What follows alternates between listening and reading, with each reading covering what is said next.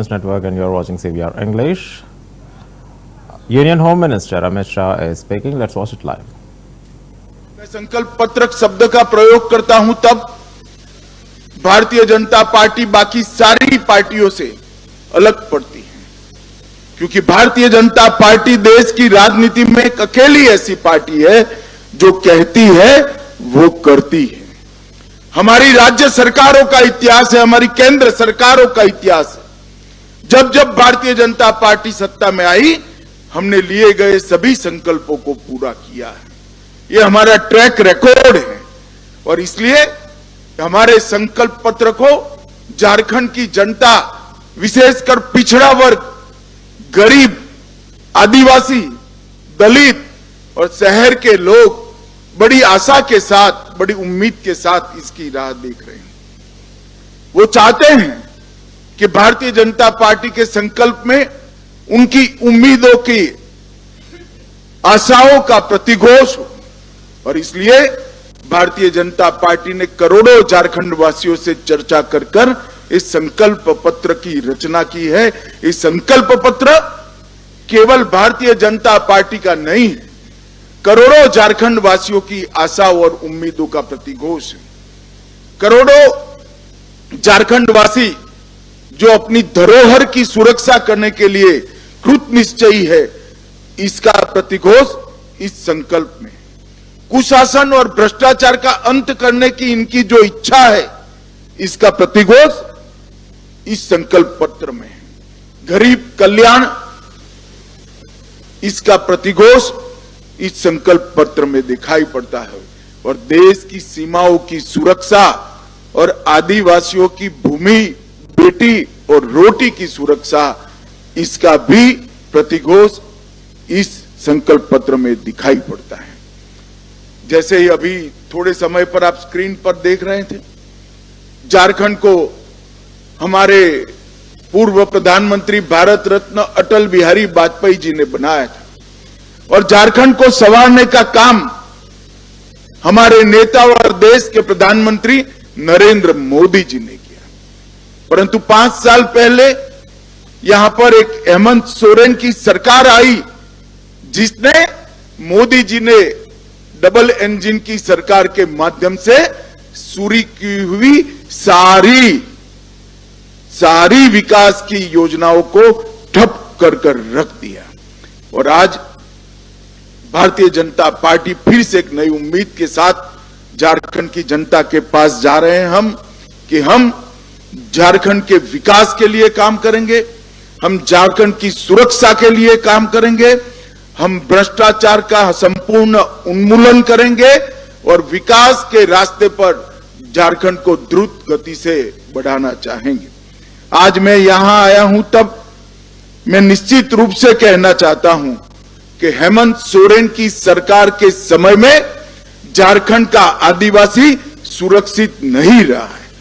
संथाल परगना में आदिवासियों की संख्या लगातार कम हो रही है। घुसपैठिए यहां आकर हमारी बेटियों के लुभाकर उनके साथ शादी कर रहे हैं और भूमि पर कब्जा कर रहे हैं। ये समस्या अगर समय रहते रोकी नहीं जाती तो ना झारखंड की संस्कृति बचेगी, ना झारखंड की रोजगारी बचेगी, ना झारखंड की भूमि बचेगी, ना बेटियां भी सुरक्षित होगी। इसलिए भारतीय जनता पार्टी माटी, रोटी और बेटी को सुरक्षित करने का एक नारा लेकर आगे बढ़ गई।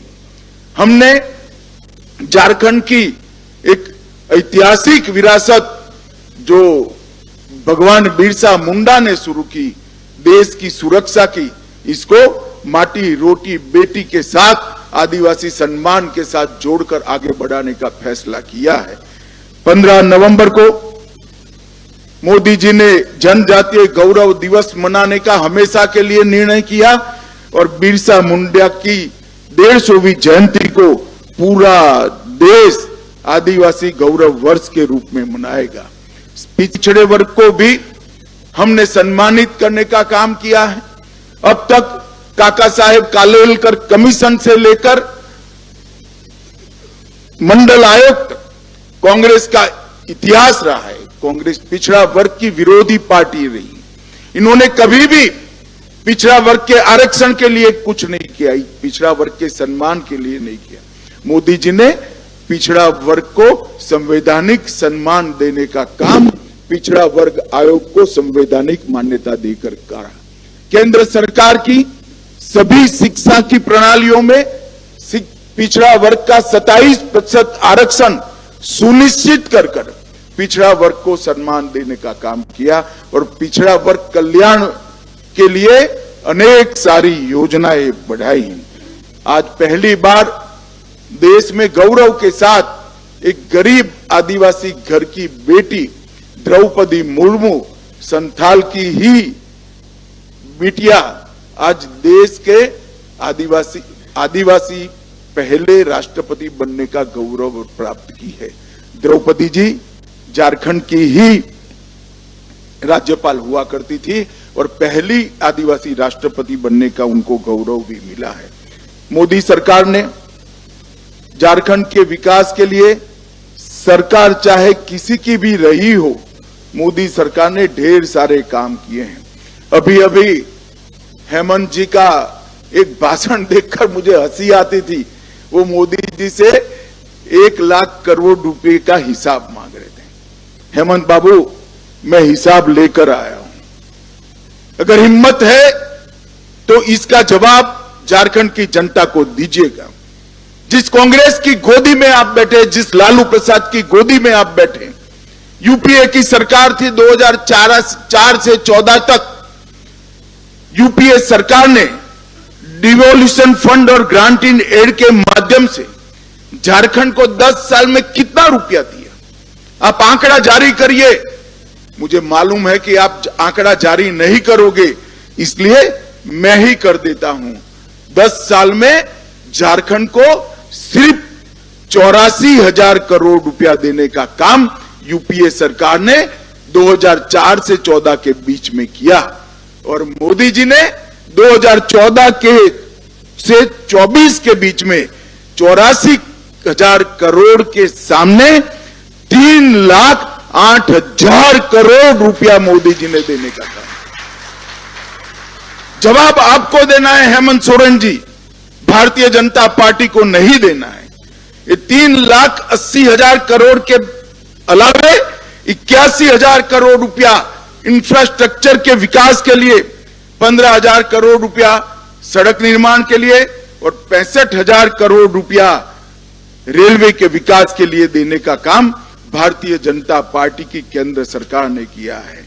मैं आज कहना आया हूं, 57 पुराने स्टेशनों का पुनर्विकास मोदी जी के नेतृत्व में झारखंड के हो रहा है।